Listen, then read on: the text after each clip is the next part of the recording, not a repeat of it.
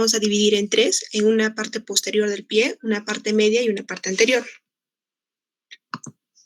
En la parte posterior del pie vamos a encontrar a dos huesos muy importantes, que es el astrágalo y el calcáneo. En la parte media va a estar conformada, un momento.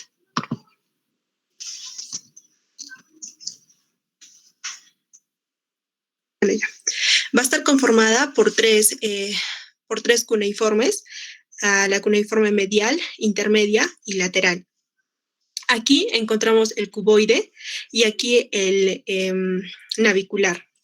Ahora, comenzando con la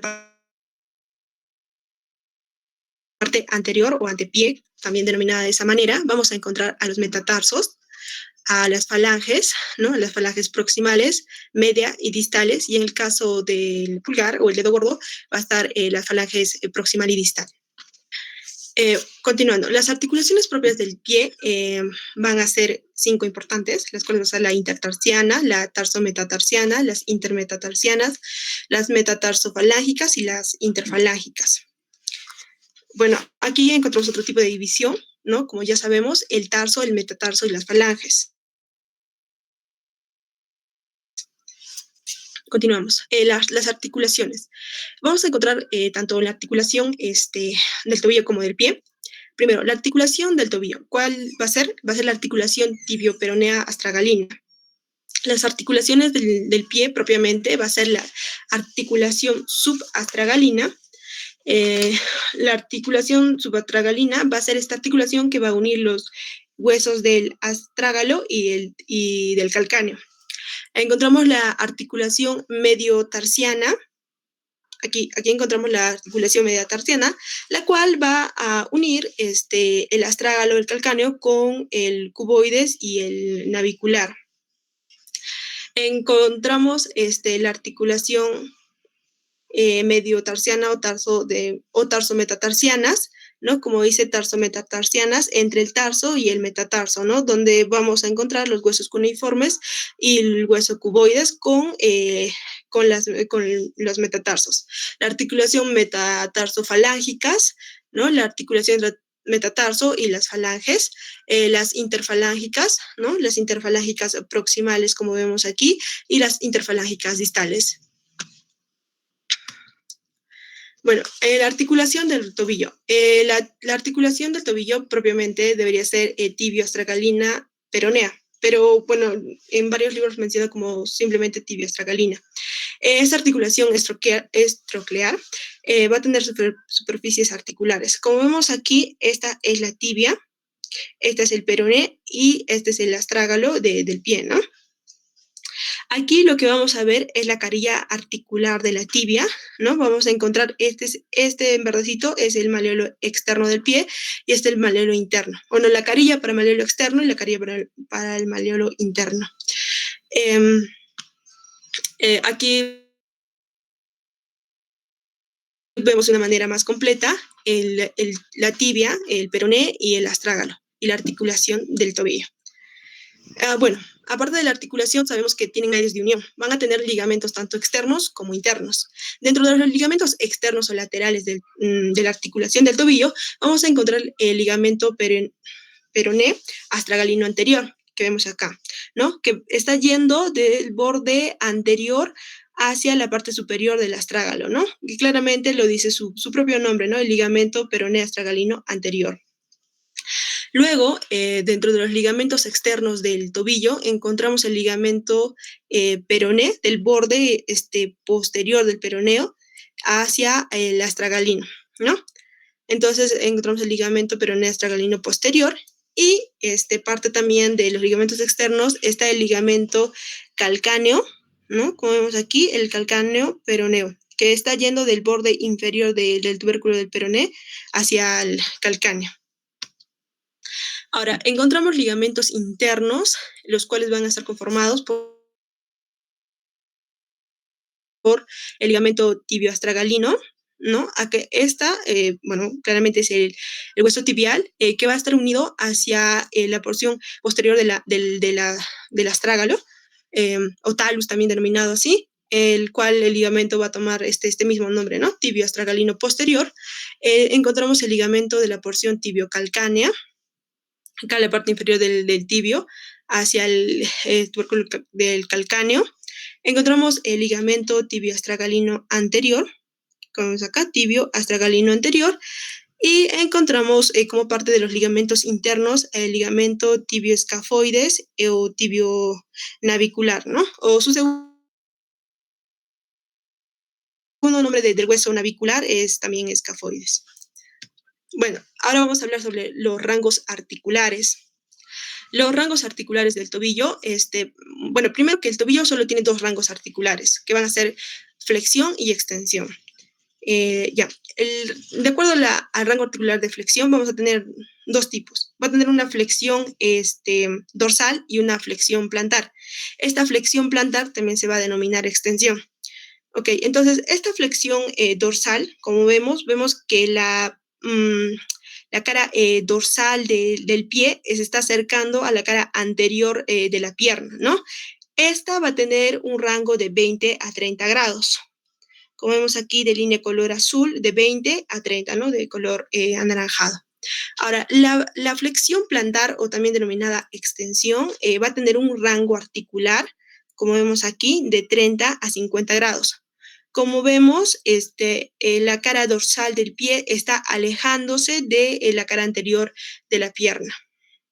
Entonces, tenemos que la flexión plantar es de 20 a 30 grados y la flexión dorsal es de 20 a 30 grados y la flexión plantar es de 30 a 50 grados. Los rangos articulares del pie.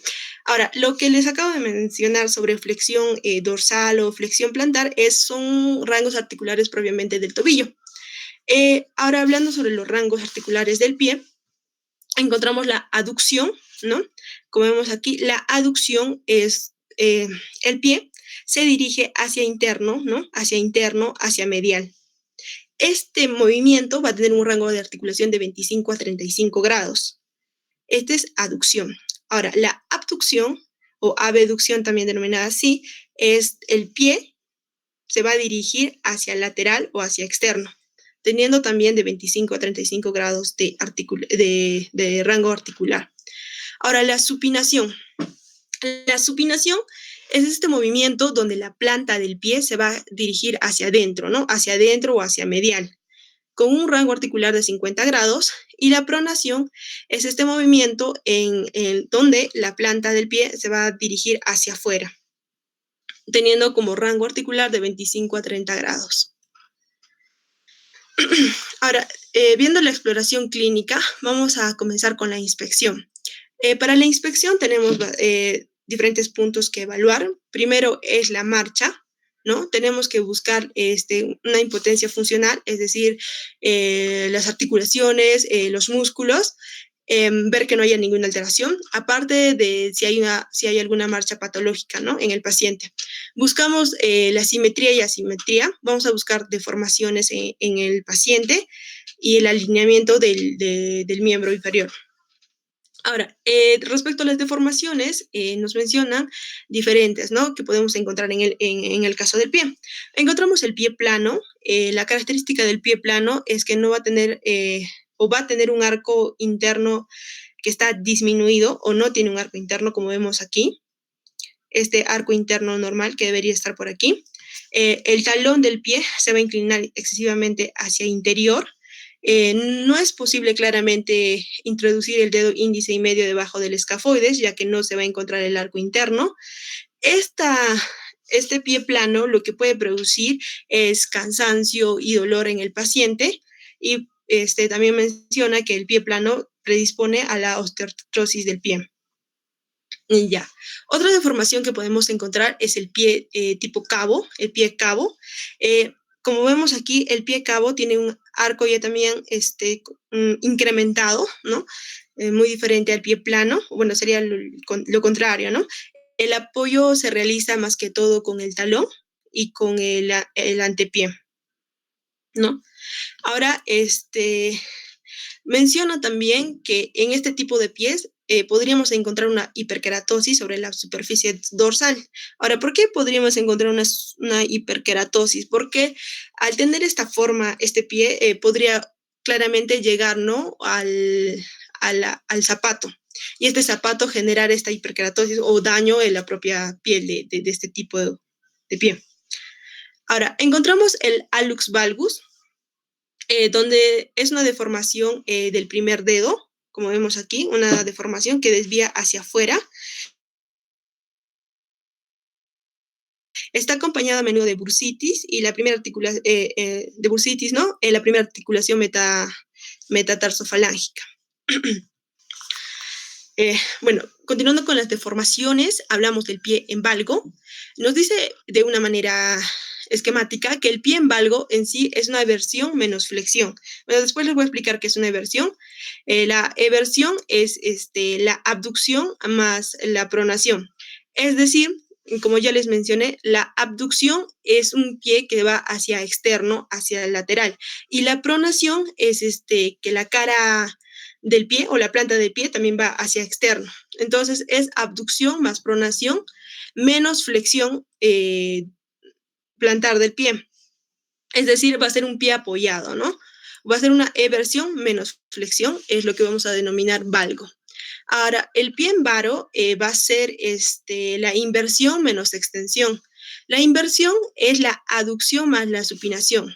Ahora, la aducción, como les mencionaba, es este movimiento hacia interno, hacia medial, y la supinación es la cara, la planta del pie también hacia medial o hacia interno, a lo cual vamos a denominar pie en varo. Ahora, vamos a encontrar parte de las deformaciones, el pie equinovaro. El pie equinovaro también se va a apoyar más que todo en el antepié. En el antepié, y una de sus características de este pie en equino es el varo, ¿no? O sea, que está yendo, como vemos aquí, hacia una aducción, es decir, hacia interno, y una supinación, ¿no? O sea, la cara, la planta del pie hacia interno o medial. Otro tipo de formación que podemos encontrar como parte de la inspección es el pie en talo, que es lo contrario, podría decirse, al pie equino, donde se va a encontrar el punto de apoyo, podría decirse, en el talón, ¿no? O el calcáneo. Ahora, también podemos ver, como parte de la inspección, el dedo. Los dedos, podemos encontrar los dedos en garra, en mazo o en martillo. El dedo en garra va a hablar sobre una hiperextensión de la articulación metatarsofalángica y una flexión de la articulación interfalángica proximal y distal.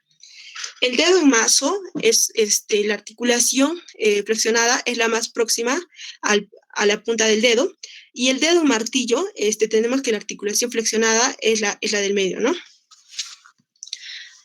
Bueno, seguimos. Con respecto a la palpación, lo que tenemos que ver primero es la temperatura, ¿no? Siempre de manera contralateral, ¿no? O sea, en ambos miembros, por ejemplo, si es tobillo o pie derecho, tanto como izquierdo. Ahora, como segundo paso, vemos el pulso pedio, como vemos en esta imagen. Tomamos el pulso tibial posterior. También podemos palpar el tendón aquiliano, ¿no? Para ver si tiene una hipersensibilidad o dolor en su recorrido. Si esta fuese así, nos indicaría una tendinopatía aquiliana. Ahora, sobre los estudios de movilidad. Tenemos la movilidad pasiva como activa. Ahora, respecto a los movimientos del tobillo, vamos a encontrar que va a estar en punto la articulación talocrural. Ok, entonces movimientos de la rodilla, del tobillo. Entonces, como les decía, la articulación va a estar dada por el astrágalo, la tibia y el peroné. Esta nos va a permitir hacer la flexión dorsal como la flexión plantar. Dentro de la flexión dorsal, los músculos que vamos a encontrar van a ser el tibial anterior, el extensor largo del dedo gordo, Y para la flexión plantar va a ser todos los músculos que vamos a encontrar posterior, como va a ser posterior, y que va a terminar en el tendón calcáneo. Estos nos van a ayudar tanto a la flexión dorsal como plantar, que son parte de la movilidad, ¿no?, del tobillo, como les mencionaba. Y para recalcarles o recordar los rangos articulares, tenemos que la flexión dorsal es de 20 a 30 y la plantar de 40 a 50. Ahora, con respecto a los movimientos del pie, les hablaré sobre la abducción, donde van a estar impuestos bastantes músculos, obviamente, que van a estar lateral, como van a ser el peroneo largo, por aquí, el peroneo corto, el tercer peroneo. Estos van a producir o nos van a permitir la abducción del pie.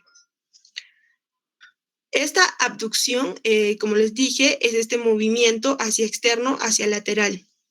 Ahora, con respecto a la aducción, vamos a encontrar también diferentes músculos que van a estar en la parte medial, como va a ser el tibial anterior, el tibial posterior, el flexor largo de los dedos y el flexor largo del dedo gordo. Estos músculos nos van a permitir la aducción, donde el pie va a girar hacia interno o hacia medial.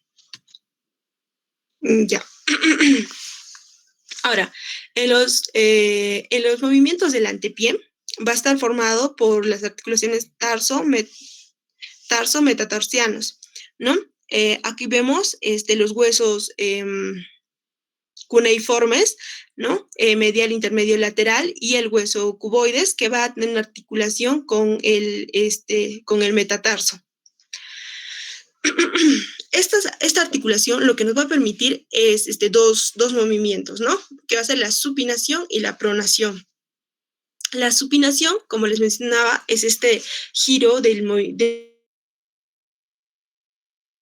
la planta del pie hacia adentro, y la pronación es el giro de la planta del pie hacia afuera, ¿no? Hacia afuera, hacia externo, hacia lateral. Ya. También parte del estudio de movilidad tenemos movimientos del retropié, ¿no? Donde va a actuar o va a estar actuando claramente la articulación subtalar y la talocalcáneo navicular. Tenemos estos movimientos que va a ser la de inversión y la de eversión. La de inversión va a ser la suma, podría decirse, de aducción más supinación más flexión plantar. Es decir, el pie se va a ir hacia medial, ¿no? Aducción. La cara plantar va a ir hacia medial, supinación, y va a haber un alejamiento de la cara dorsal de la cara anterior de la pierna, ¿no? O sea, el pie va a ir hacia abajo, podría decirse. Esto es inversión. Ahora, el otro tipo de movimiento es la eversión, donde vemos la abducción, es decir, el pie se va a ir hacia medial, se va a ir hacia lateral, disculpen, se va a ir hacia lateral, la cara plantar se va a ir hacia lateral y va a haber una flexión dorsal del pie, ¿no? Donde la cara dorsal se va a acercar, podría decirse, hacia la cara anterior de la pierna. Ya. Vamos al cuarto punto, que es la aproximación diagnóstica. Vamos a ver que la localización del dolor va a depender de la parte en donde se encuentra el pie. Sabemos, como les mencioné en la primera diapositiva, va a estar dividida en tres, ¿no? En la parte anterior del pie, parte media y parte posterior. Bueno, para repasarles un poco, la parte posterior estaba formada por el astrágalo, el calcáneo, la parte media por los cuneiformes, el cuboides y el navicular, y la parte anterior está por el metatarso y las falanges. Ya, entonces, en la parte anterior del pie está relacionada, bueno, la localización del dolor está relacionada más con la artritis reumatoide, con la artritis, con la gota, o también la pseudogota, las espondiloartropatías, infecciones y lesión ósea. Ahora, la localización del dolor en la parte media del pie, vamos a encontrar la fascitis y las tendinitis, y en la parte posterior del pie vamos a encontrar la artritis reumatoide, la artritis, la fascitis, la tendinitis y la espondiloartropatía. Ahora, con respecto a la localización en el tobillo, también está asociada a la artritis reumatoide, a la gota, a las infecciones y a la lesión ósea. Eh, las condiciones comunes que causan el dolor localizado también tanto en niños, adolescentes y adultos, según las regiones, mencionaba otra fuente. Por ejemplo, vemos aquí el sitio de dolor en la región del tobillo, donde está asociada a la gota, ¿no? A la sinovitis, por ejemplo, la gota. En el talón posterior está asociada a la tendinitis de Aquiles, a la bursitis retrocalcánea, a la entesitis de Aquiles.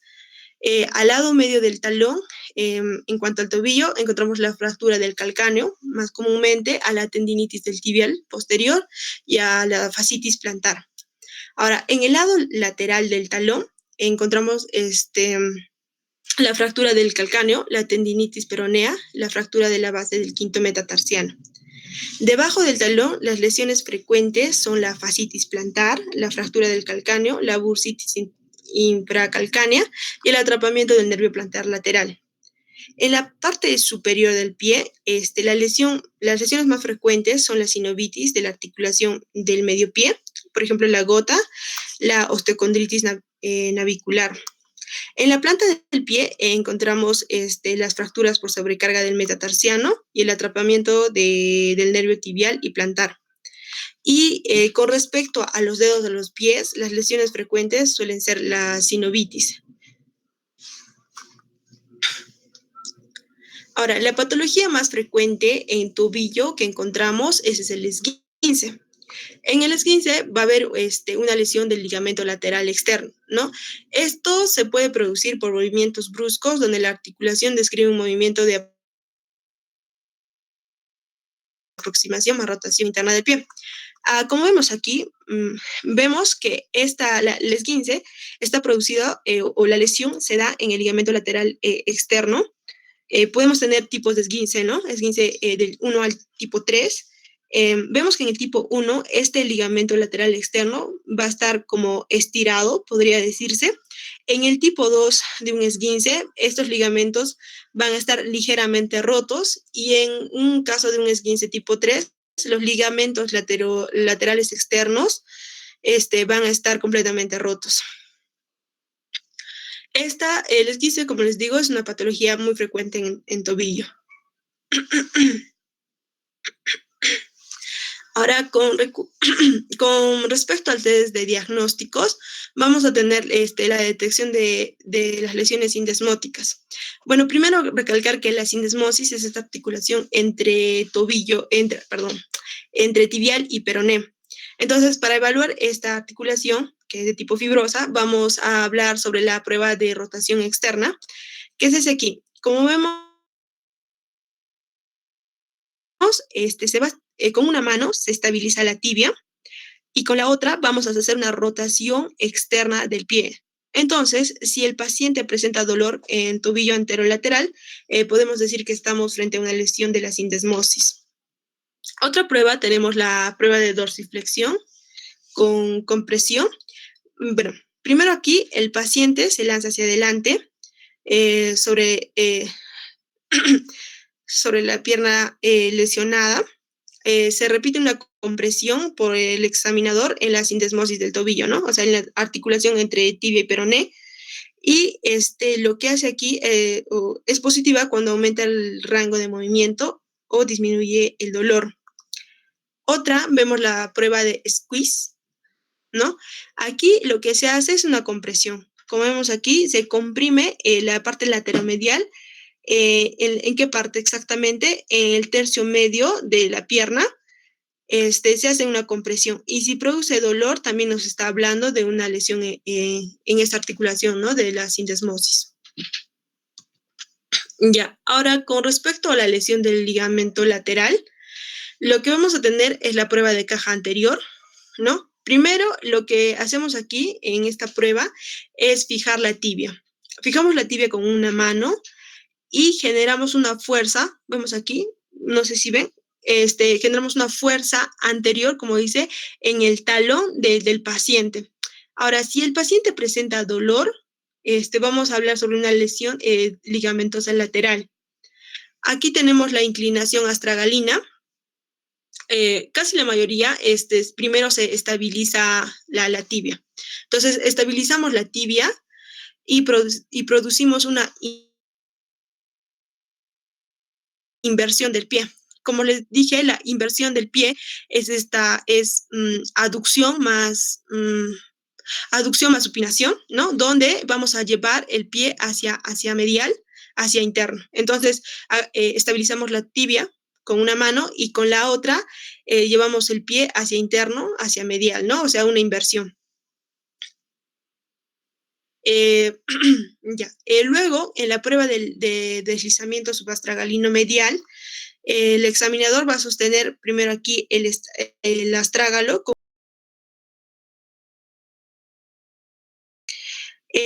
Lo que vamos a ver es positiva cuando aumenta la laxitud.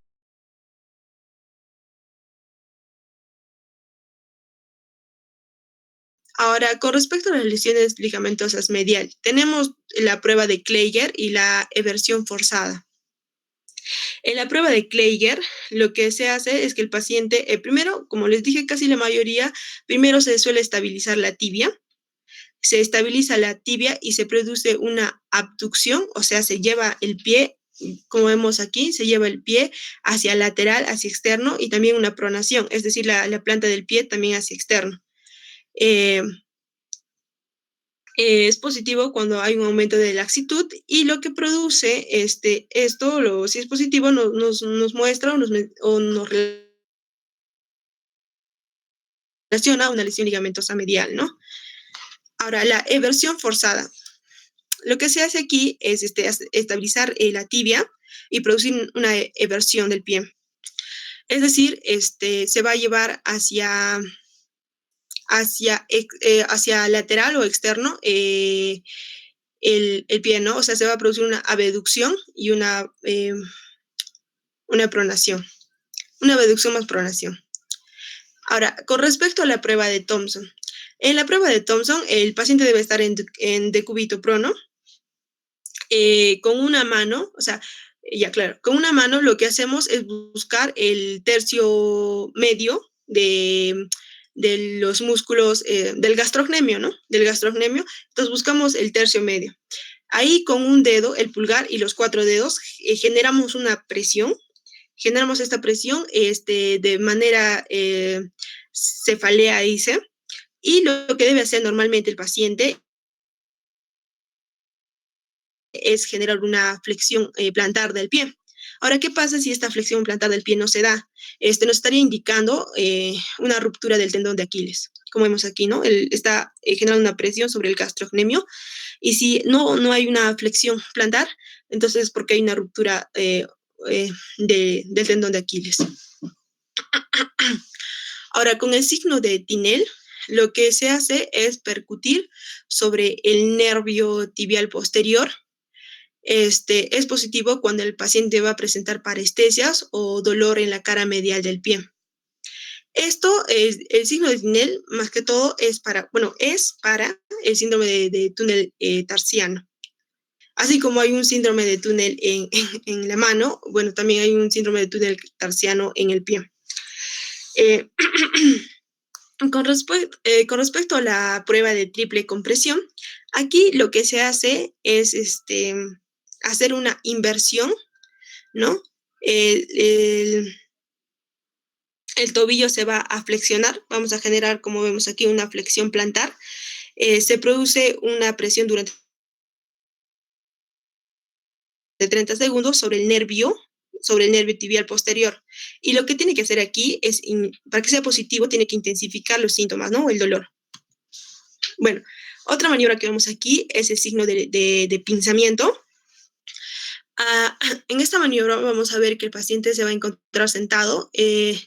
Lo que tiene que hacer el examinador es agarrar el calcáneo, o sea, el calcáneo, con una mano y usa la otra para agarrar el antepié, ¿no? Como ya les dije, la división del pie, de anterior, medio y posterior. Entonces, con la otra mano va a agarrar el antepié y llevarlo a una flexión plantar. el pulgar va a ejercer una presión sobre el tobillo sobre la parte anterolateral, y es positivo si va a presentar un dolor en flexión dorsal, ¿no? Más que en la flexión plantar. Nos habla sobre el síndrome de pinzamiento anterior de tobillo. Ahora, sobre la prueba de molinete, aquí llevamos la rodilla flexionada a 90 grados. El examinador va a estabilizar el tobillo y va a extender la articulación, la primera metatarsofalángica, y va a palpar la fascia plantar. Esta es positiva cuando el paciente va a sentir dolor en el retropié. Y nos habla de una fascitis plantar. Ya, ahora, con respecto a los dedos, tenemos a la prueba funcional Hallux limitus. Esta consiste en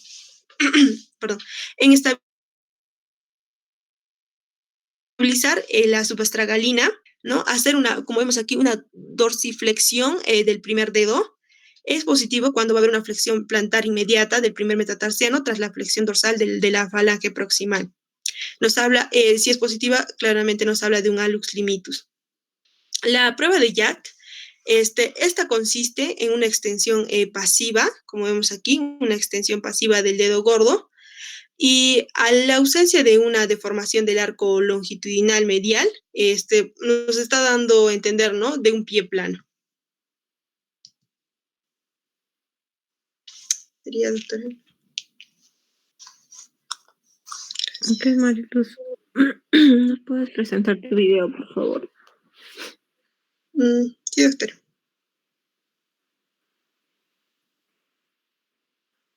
Gracias.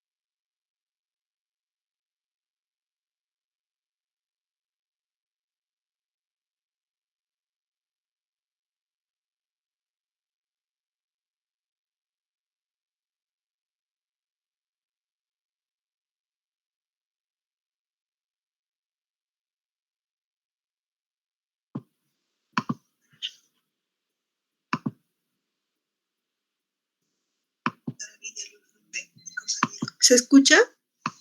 Disculpen. Les voy a presentar a continuación un examen físico, el cual va a ser de tobillo y pie. Sí, se escucha, Mariluz. ¿Se escucha? Ah, ya. Sí. Bueno, entonces vamos a empezar con la inspección. Por favor, camine.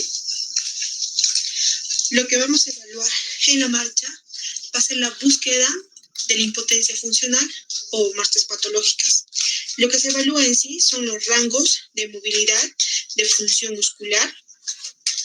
Ahora, como segundo paso de la inspección, vamos a buscar la simetría y la asimetría, ¿no? Vamos a buscar deformidades y aumento de volumen.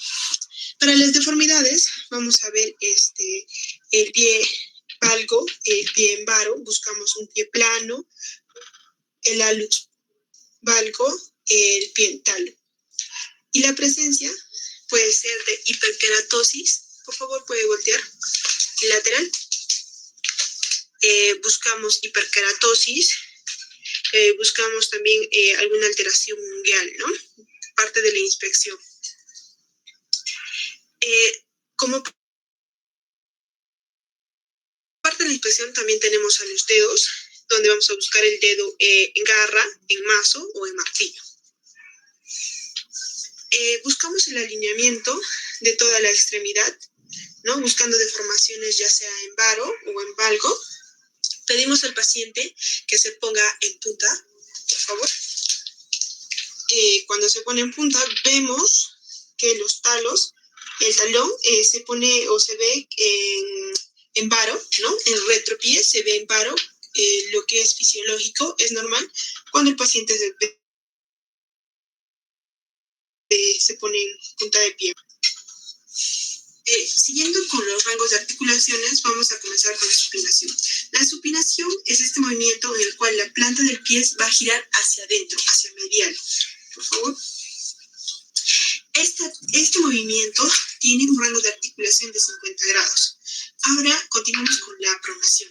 La pronación va a ser cuando la planta del pie va a girar hacia lateral. Este movimiento va a tener un rango de articulación de 25 a 35 grados. Continuando con nuestros rangos articulares, tenemos la aducción y la abducción. La abducción o abducción es este movimiento donde el pie, donde la articulación subtalar va a hacer que el pie gire hacia el lateral y la aducción hacia medial. Ya. Tenemos los movimientos de inversión y eversión. El movimiento de inversión lo que va a valorar va a ser la articulación subtalar y la articulación talocalcánea navicular. Este movimiento de inversión va a estar compuesto de diferentes movimientos. Va a ser la aducción, que es el movimiento del pie hacia medial, por favor. La supinación, donde la planta del pie va a ir hacia medial. Y la flexión plantar. Hacia abajo, por favor. Flexión plantar. Gracias. La eversión va a estar compuesta de abducción, es decir, del movimiento del pie hacia el lateral, de la pronación de la planta del pie lateral y de la flexión dorsal. Continuamos con la palpación. La palpación, lo primero que tenemos que hacer es medir la temperatura con el dorso de la mano y de igual forma con el lado contralateral. Luego medimos el pulso pedio, de igual forma en el lado contralateral. Seguidamente el pulso tibial posterior.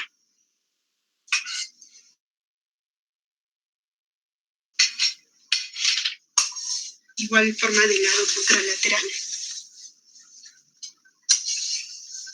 Posteriormente vamos a evaluar las falanges.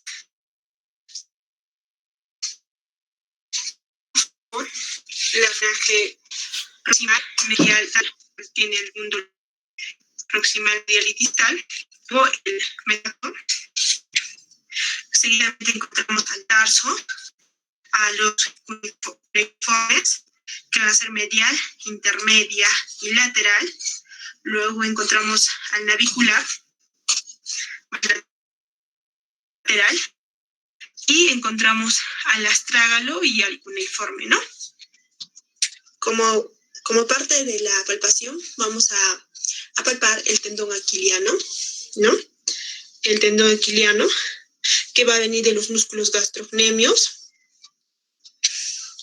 Este tendón aquiliano lo que se ve es una hipersensibilidad o dolor por su recorrido y o si presenta el dolor el paciente, lo que nos va a indicar es una tendinopatía aquiliana, ¿no? Lo que vamos a evaluar a continuación va a ser la detección de lesiones sintesmóticas. La lesión sintesmótica o la articulación sintesmótica es esta que une la tibia con el peroné. Ahora, ¿qué maniobras tenemos? Tenemos la prueba de rotación externa, donde se va a estabilizar la tibia. Se estabiliza la tibia y se hace una rotación externa del pie. ¿Sí, dolor? No. Ok. Si es negativo, si fuese positivo, el paciente siente dolor y lo que nos está refiriendo es que hay una lesión en la sintesmosis. La lesión del ligamento lateral con la prueba de cardión. Para esta, lo que va a con una mano y agarrar el tobillo sobre los malleolos externos y con la otra sobre el talón. Vamos a generar una presión anterior y si esta produce dolor, no. Si produciese dolor, significaría que habría una lesión del ligamento lateral, ¿no? Y lo que se debe ver para que fuese positivo es un aumento de la laxitud. Viendo la lesión del ligamento lateral, a continuación vamos a realizar la inclinación astragalina. En esta se va a estabilizar la tibia y se va a hacer una inversión. Como sabemos, la inversión va a constar del movimiento hacia interno, de una aducción y de una supinación, es decir, se va a girar hacia interno y la cara y la planta del pie también hacia interno. Estabilizamos la tibia y producimos el movimiento. ¿Produce dolor? No. A continuación vamos a valorar la flexión dorsal del pie y la flexión plantar.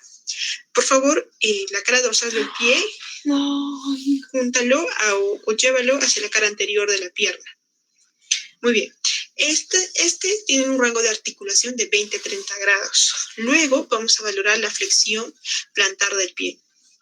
Vamos a llevar la cara dorsal del pie hacia externo, más abajo, o alejando de la cara anterior de la pierna.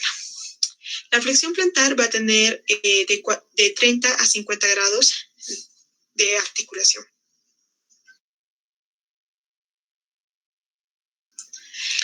Luego continuamos con la aducción. Continuamos con la supinación. La supinación va a ser el movimiento donde la planta del pie va a ir hacia adentro, hacia medial. Por favor, la planta del pie hacia medial. Muy bien. El cual va a tener un rango de articulación de 50 grados. Luego tenemos la pronación, donde la planta del pie va a ir hacia afuera, hacia el lateral. Muy bien. El cual va a tener un rango de articulación de 25 a 30 grados. Como parte de la evaluación de la detección de lesiones sindesmóticas, tenemos la prueba de squeeze, en la cual vamos a llevar nuestras manos a comprimir la porción lateromedial entre el tercio medio y distal de la pierna.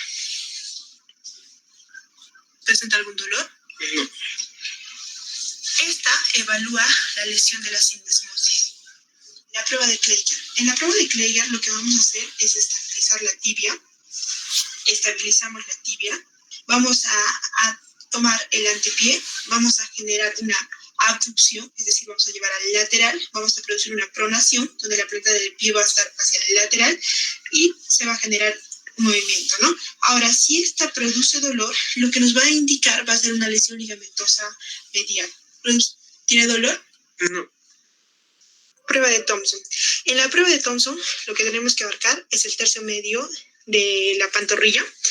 Buscamos el tercio medio de la pantorrilla y vamos a generar una presión con el dedo pulgar y los 4 dedos en forma cefálica. Lo que debe haber es una flexión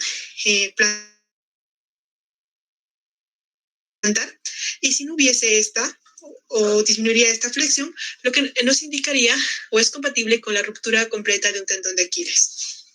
En conclusión, tenemos que en la marcha, respecto a la búsqueda de impotencia funcional y marcas patológicas, no se encontró ninguna. Respecto a la búsqueda de simetría y asimetría, deformidades y aumento de volumen, tampoco. El alineamiento fue correcto. Respecto a los rangos articulares, los movimientos fueron los adecuados y se respetaron los rangos articulares. Respecto a la palpación, la temperatura fue la adecuada. Se encontró el pulso pedio, el tibial posterior, y tomando cada articulación no se presentó ninguna hipersensibilidad. Ahora, respecto a las maniobras, vimos que todas fueron negativas y no se encuentra ninguna alteración, tomando en cuenta que el paciente se encuentra en buen estado.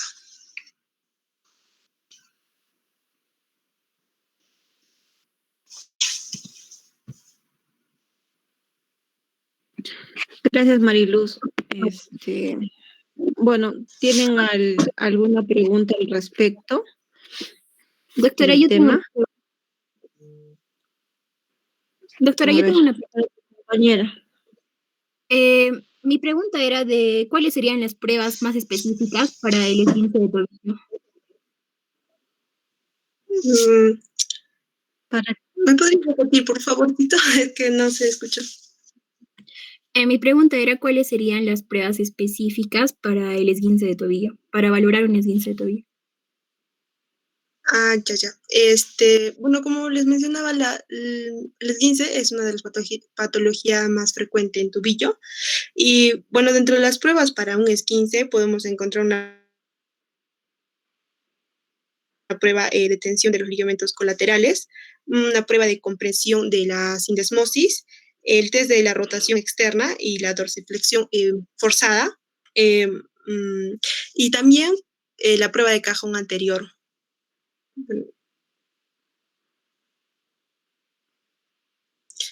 Esas son las que encontramos para valorar, ¿no? El esguince o el ligamento lateral.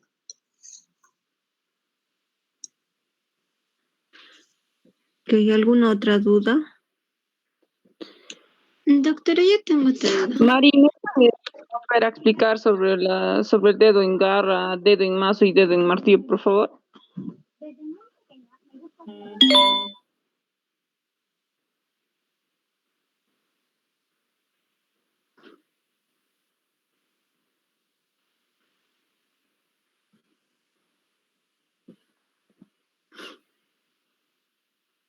Disculpa, no me escucharon.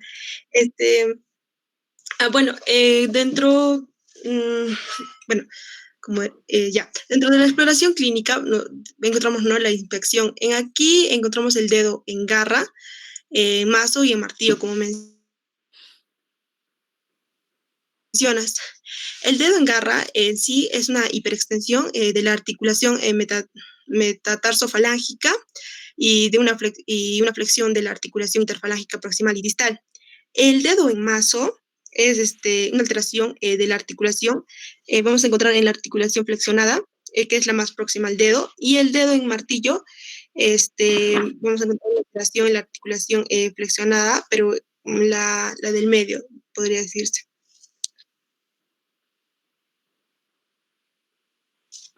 ¿Me escuchaste? Gracias, Mari. Ok, ¿alguna pregunta más? Yo, doctora. Mari, bueno, no sé, yo leí que la prueba de Thompson se hacía con el pie con una rodilla flexionada en 90 grados y no sé si va a haber alguna variación si no se le hace la prueba, si no está en flexión el pie.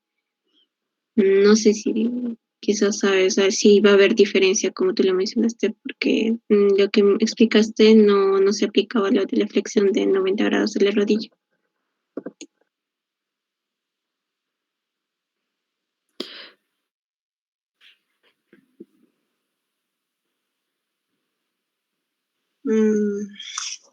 Interesante.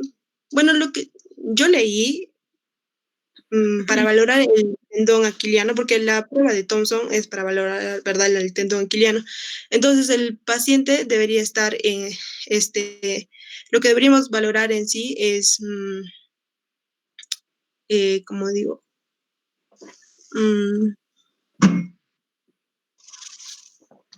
¿Qué movimiento hace el tendón de Aquiles? ¿Qué creo que movimiento no varía. repite? Disculpe, doctora. ¿Qué movimiento hace el tendón de Aquiles? Ya. Una flexión plantar, doctora. Ya. Entonces solo tienes que buscar ese reflejo. Claro. Hay dos formas de hacerlo. Uno, como dice tu compañera, ¿no? Puede estar arrodillado sobre una silla. La idea es de que la rodilla esté en 90 grados y el pie quede colgando, ¿no? También en semiflexión.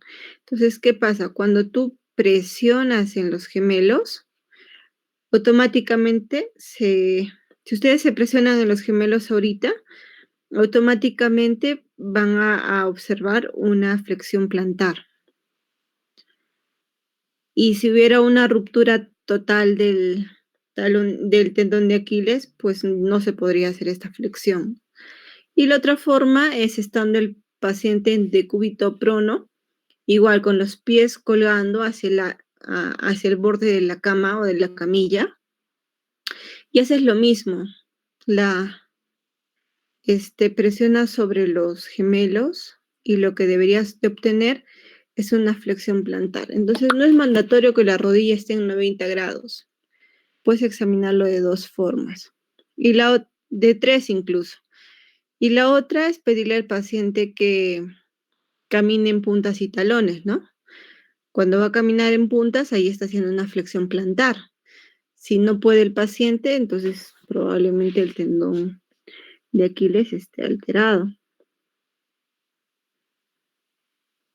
¿Les quedó claro? Sí, doctora. Doctora, Sí, una doctora, pregunta, gracias. ¿y cuál Sí. sería la diferencia con la prueba de Copeland? Porque también leí que valora la integridad del tendón de Aquiles y también se hacía lo que es, se aplicaba lo que es fuerza, ¿no? En la pantorrilla. Bueno, la verdad la de Copeland no la conozco. Doctora, ¿yo puedo participar? Sí, Ingrid. Eh, en la maniobra de Copeland, doctora, lo que es diferente es que no sé, nosotros no vamos a presionar los gemelos, sino que se va a usar un esfigmomanómetro y se le va a subir la presión de ese hasta 100.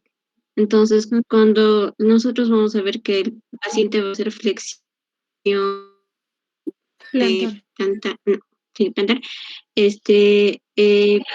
va a subir el número, o sea, de 100, digamos, lo subimos a 100 y cuando va a hacer la flexión va a llegar hasta 140 o 100, 130, ¿no? Pero si va a haber donde Aquiles, se va a mantener en 100, no va a aumentar la presión. Eso es lo que le la prueba de Copeland, doctora.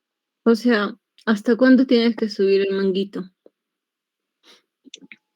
Lo que leí es que es hasta 140, 130, pero cuando hay ruptura no va a poder, no se va a mover el esfigmomanómetro, o sea, se va a quedar en 100, no va a haber un aumento de la presión. Mm, o sea, tienes que ir subiendo y hasta que encuentres una flexión plantar es que vas a tomar como positivo o como negativo, algo así. Y que lo Ajá, máximo que sí, puedes doctora. subir es 140. Eh, Le ponemos el pie, también va a estar con la rodilla flexionada en 90 grados también. Y en esa rodilla flexionada se sube con el esfigmomanómetro hasta 100. Y una vez que llega a 100, realizas la flexión. Y A si partir de el 100. tendón de Aquiles está normal, entonces va a Ah, haber un aumento hasta 140. Y si no va a haber aumento o nada, va a haber una lesión del tendón de Aquiles. ya. Interesante, no lo había leído. Ujú. Gracias, Ingrid. ¿Todos lo entendieron?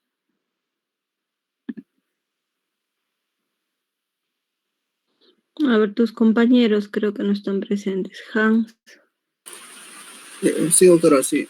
También, doctora, según lo Hans, que también leí sobre la prueba, Sí,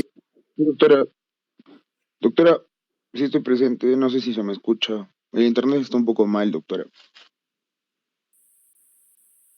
ujú, sí se te escucha.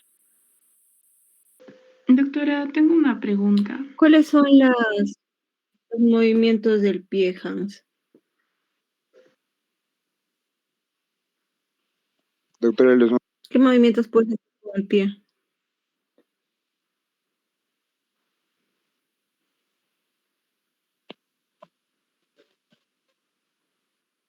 doctora, ¿se me escucha? Sí, se Doctora, te escucha. Se te los escucha. movimientos,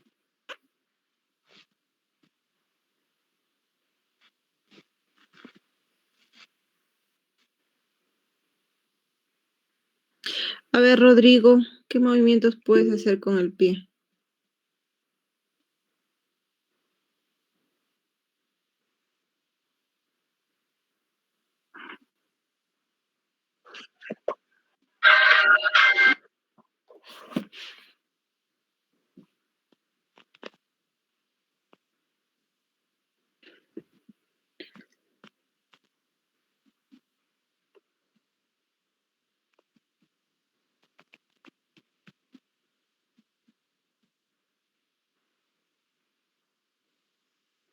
¿Solo esos? ¿Cómo son los rangos articulares?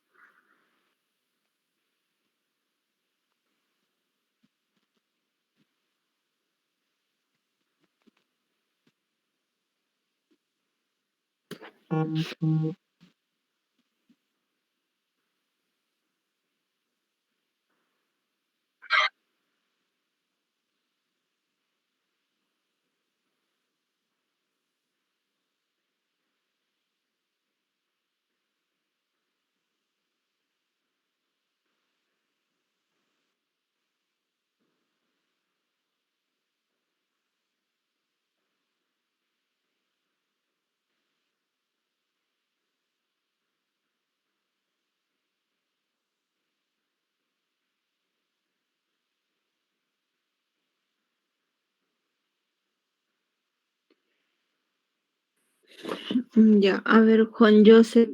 ¿Me escucha? Doctora, Juan Joseph, Sí, doctora. con la respuesta. a ver, ¿qué patologías encontramos en la cara, en el retropié? ¿Qué patologías nos pueden dar causa de dolor en el retropié? Mm, eh, una artritis reumatoide, doctora. ¿En Una el retropié? tendinitis o tal vez una espondilotropatía. ¿De qué? ¿Tendinitis de qué? Mm, no, no, eh, no estaría seguro, pero una tendinitis, doctora. ¿Cómo que no estás seguro? ¿Qué tendones hay en el retropié, pues? De tendinitis del talón de Aquiles, doctora, disculpe.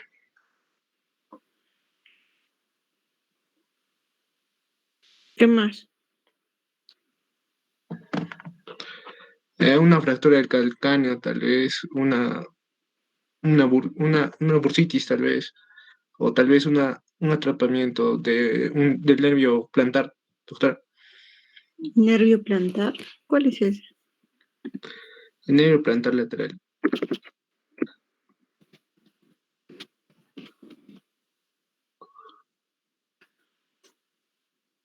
¿Por dónde pasa el nervio plantar lateral? Debajo del talón, doctora. ¿De dónde viene? ¿Por qué lado pasa? Bueno, es rama de nervio tibial y va a dar lo que es inervación sensitiva a la cara lateral de los 2/3 anteriores de la planta del pie, doctora.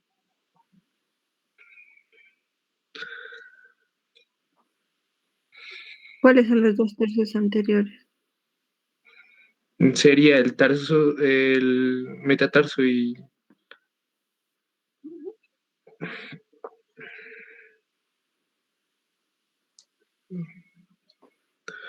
las falanges, doctora.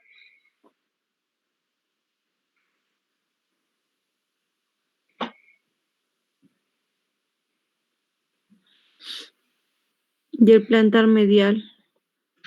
¿Qué Bueno, movimientos tiene? comparte también lo que es la inervación. El plantar lateral va a inervar desde la mitad del cuarto dedo y el quinto dedo, y el plantar medial desde el primero hasta la parte, hasta la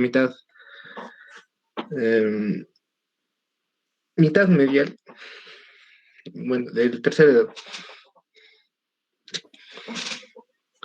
Ujú. Ya. A ver. mm, Augusto, ¿y cuáles Sí. son las patologías que puedes encontrar en el medio pie?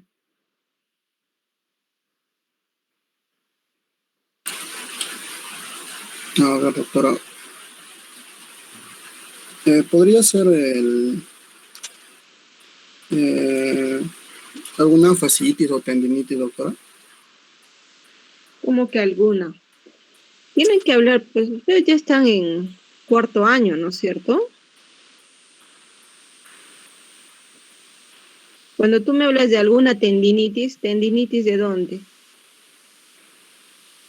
¿De qué tendón? ¿De qué? Tienes un montón de tendones, un montón de ligamentos en el cuerpo, entonces tienes que especificar. Bueno, ya, doctora, ¿podríamos también encontrar una sinovitis en la articulación del medio pie producida por una gota o alguna osteoartrosis, ¿Cómo se doctora? llama eso? Ah,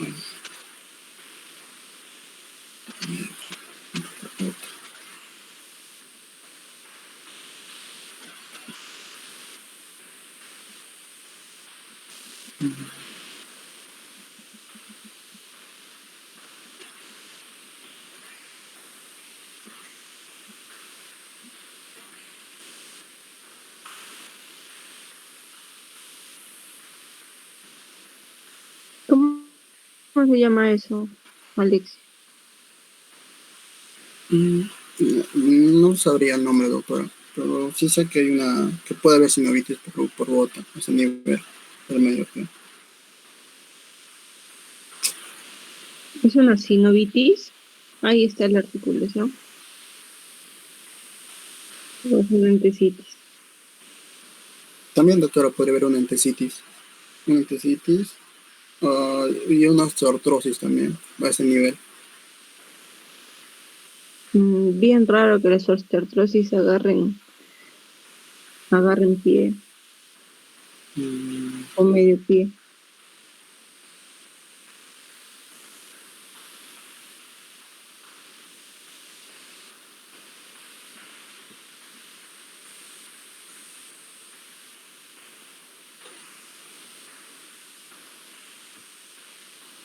¿Qué más?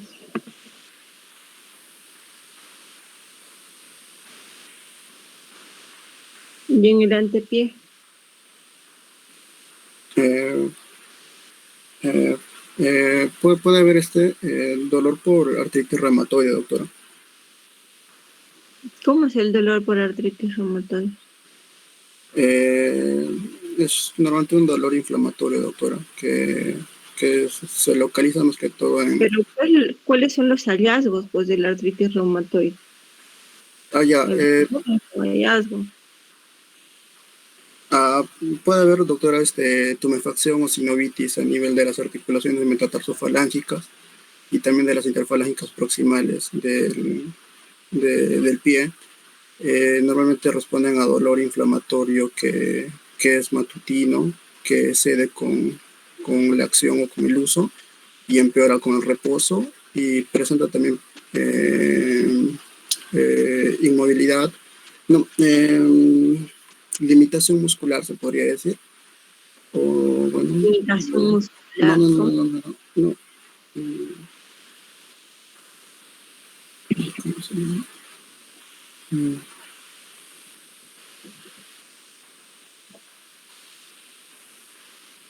Ay, doctora, se me fue el nombre, sí, pero también hay un compromiso ay, ¿cómo se dice? Mm,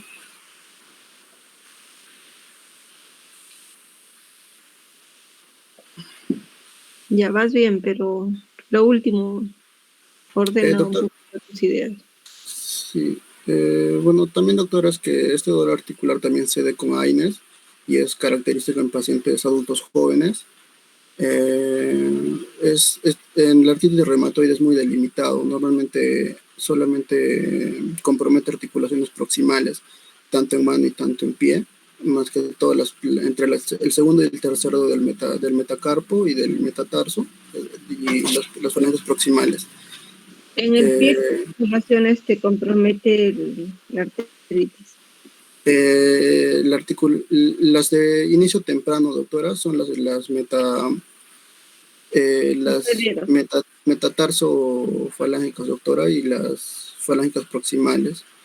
Y ya de compromiso crónico se relacionan más que todas las articulaciones de tobillo, doctora, en las cuales ya hay compromiso mutilante, se podría La decir. pregunta es, ¿qué dedos te afecta la artritis en el pie y qué dedos en la mano? En la mano, doctora, está relacionado con el segundo y el tercer dedo. Ya, y Segundo en y el el pie. tercer dedo. En el pie realmente no puedo decirle, pero debes... Ay, también, doctora, en el segundo y el tercer dedo. No. ¿Quién sabe?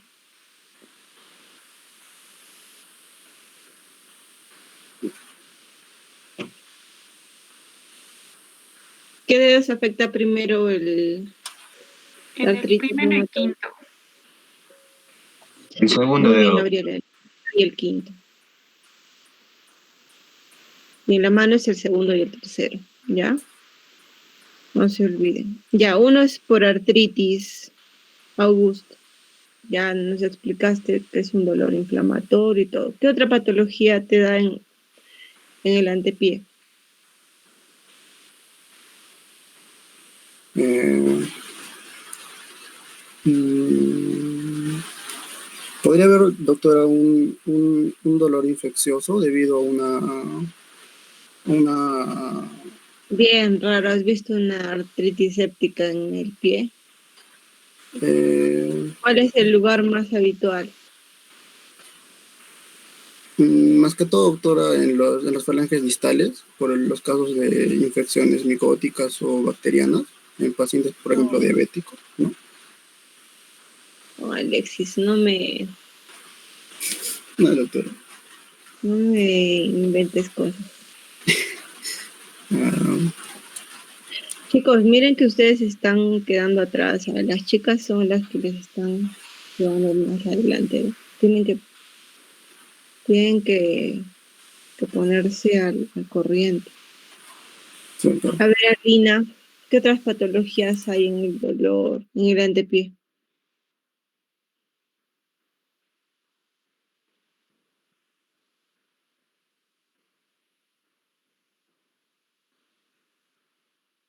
Alina, Naola, Corimanja.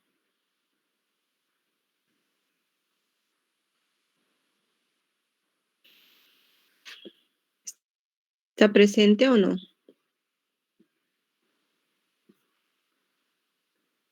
No, ¿no es cierto?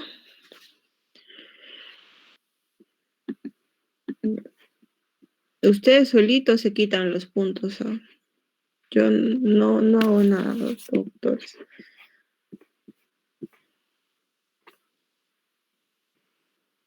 Le avisan a su compañera que tiene 0 en participación hoy día. ¿Ya? Bueno, en pie no hay mucha diferencia que en mano. Lo que tienen que saber es evaluar la entesitis del tendón de Aquiles. ¿Cuál es la diferencia entre tendinitis y entesitis?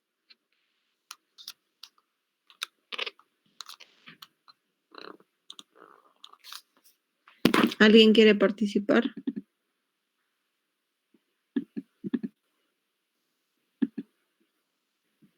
Doctores. Bueno, nadie quiere participar, entonces empiezo a preguntar. Hans, Doctora, ¿cuál es la diferencia La entre tendinitis. entesitis y tendinitis? Doctora, la tendinitis es una lesión más a nivel del tendón.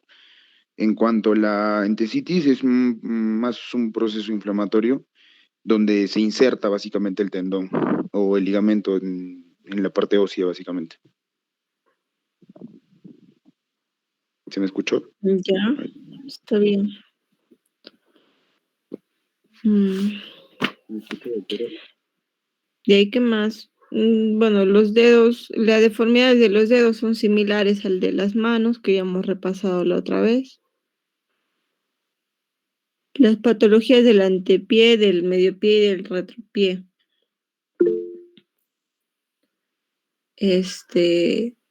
Y además, en realidad pie es bastante extenso, pero da muy pocas manifestaciones reumatológicas, ¿no? Pocas. Las espondiloartropatías, no se olviden que va con las entesitis, sobre todo del tendón de Aquiles. Ahora, en el antepié, le faltaba a Augusto la gota. La gota, ¿dónde da? Lo más característico, ¿en qué parte del pie? Bueno, te puede dar en cualquier lado, ¿no? Pero ¿cuál es lo más característico de la gota?